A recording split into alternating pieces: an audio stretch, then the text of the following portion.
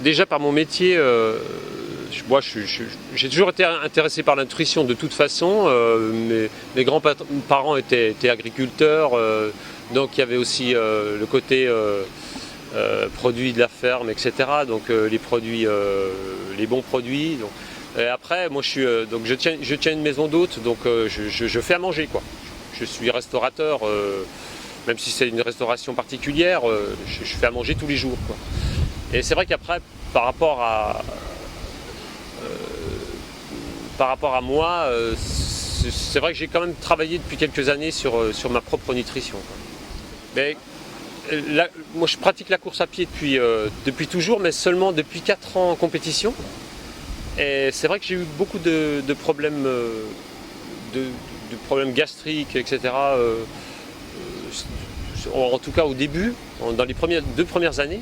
Donc après, je me suis vraiment posé des questions et essayé de mettre en place un protocole, quoi. Donc c'est vrai que là, maintenant, je fais des régimes sans gluten, par exemple, au moins 3 semaines avant chaque épreuve.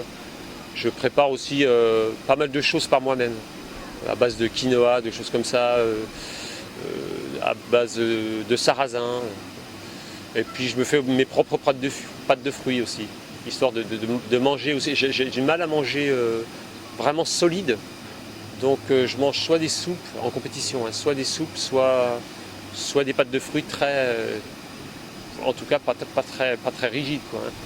Quelles sont pour toi tes propres problématiques en tant que coureur quand on parle de nutrition? Ben, la problématique, pour moi, c'est les maux de ventre. Ça se résume quasiment à ça. Moi, j'ai pas de problème de vomissement, etc. Par contre, j'ai des maux de ventre qui sont terribles en course. Et ça se met en place dès la première heure de course, si je mange des pâtes, par exemple. Donc ça, c'est vraiment des choses que j'ai travaillé et maintenant que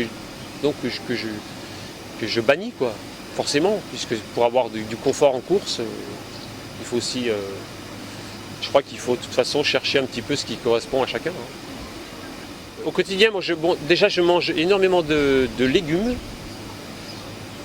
Ça c'est vraiment la base de mon alimentation. Je fais beaucoup de légumes, salades, etc. Mais c'est par goût, c'est pas spécialement parce que voilà, j'ai toujours aimé ça. J'aime bien le frais. Le frais et puis la nourriture, j'aime bien la nourriture crue en règle générale, quoi. En viande, de tout. Ouais, de tout. Ouais. Ouais, au niveau des protéines, je mange de tout, du poisson, de la viande, ouais. Et ben, donc j'arrête carrément le gluten. Donc j'intègre principalement du quinoa, du sarrasin, et puis quelques autres céréales sans gluten, le riz bien sûr. Et puis donc je mange énormément de légumes les 10 jours avant la course, sauf les 3 derniers jours, où là je fais une recharge glucidique. Le matin, je mange un œuf, une petite tranche de jambon, pour amener un peu de protéines. Et puis je prends aussi un mélange de graines de lin, de sarrasin, donc mixé, avec un lait de soja par exemple. Alors en boisson c'est très simple, je prends que du Effi9 neutre. C'est puisqu'on en parle, là j'étais sur la course de la 6006 et j'ai fait j'ai utilisé que cette boisson là. Alors au niveau de la quantité, je consomme aux environs de 700 centilitres par 2 heures, par tranche de 2 heures. Ouais. Et ensuite avec de l'eau en complément. Ouais. En solide, donc mes préparations personnelles, donc pâtes de fruits et les galettes très, on va dire, très moelleuses pour pouvoir les mâcher facilement. Des galettes de sarrasin. Alors ça, par contre, j'avoue que de ce côté-là, je suis pas très au point. Mais ça viendra peut-être un jour. D'accord. Ok. Moi, je pense que c'est propre à chaque individu. Il faut passer du temps à chercher ce qui correspond. Moi, très franchement, j'ai passé 3 ans à comprendre mon fonctionnement propre, quoi. Parce que j'avais tellement de problèmes qu'il a fallu que à un moment donné, je me disais, c'est soit tu arrêtes le trail, parce que même si tu fais des performances qui sont intéressantes, à quoi ça sert de faire des performances intéressantes si tu souffres en course, si tu mets même en danger ta santé, quoi, je veux dire. Donc à partir de ce moment-là, je me suis dit, il faut que tu cherches, il faut que tu fasses des essais à l'entraînement, pendant les courses. J'ai passé 3 ans à toutes les courses à faire des tests.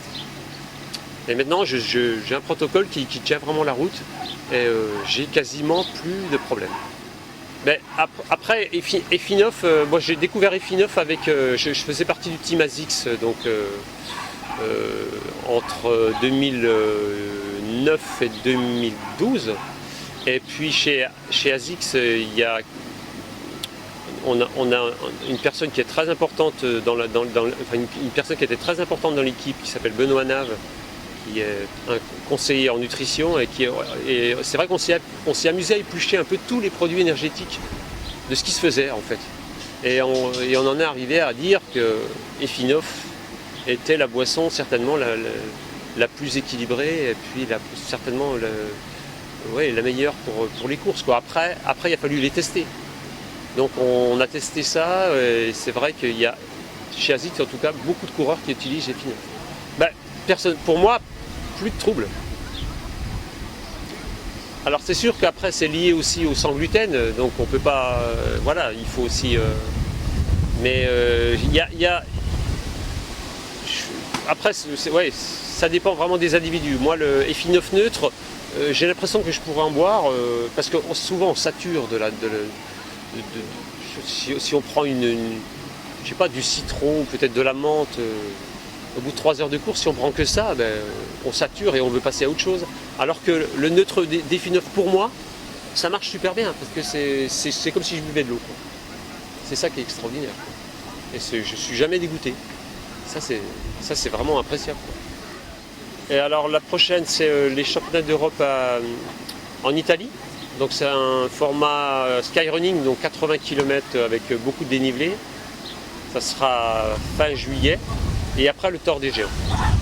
Donc ça c'est vraiment la découverte. 330 km et puis entre 3 et 4 jours non-stop. Ça c'est... Ouais. Sur certaines choses, oui. Sur la gestion du sommeil, ça me paraît très très important. Parce qu'il faut dormir sur ces courses-là. Et puis on en revient toujours à la même chose, la nutrition est très très importante aussi. Et puis après les allures de course, ça aussi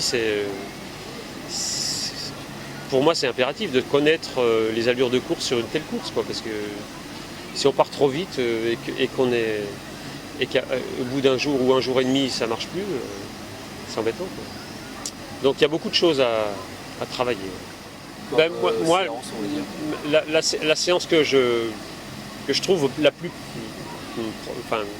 plus adaptée pour moi, qui manque un petit peu de puissance en montée, c'est des montées de téléski, donc très raides, des enchaînements de montées de téléski avec des bâtons, donc c'est des pentes très très raides, et puis donc c'est des montées-descentes en fait, sans arrêt, 10, 15 montées-descentes, donc soit avec bâton, soit sans bâton, soit en marchant, soit en courant, tout le temps en courant, avec des intensités très très basses, mais se concentrer sur la course à pied, même dans une pente très très raide, moi ça m'apporte beaucoup. Après il y a des séances VMA aussi que j'aime bien, qui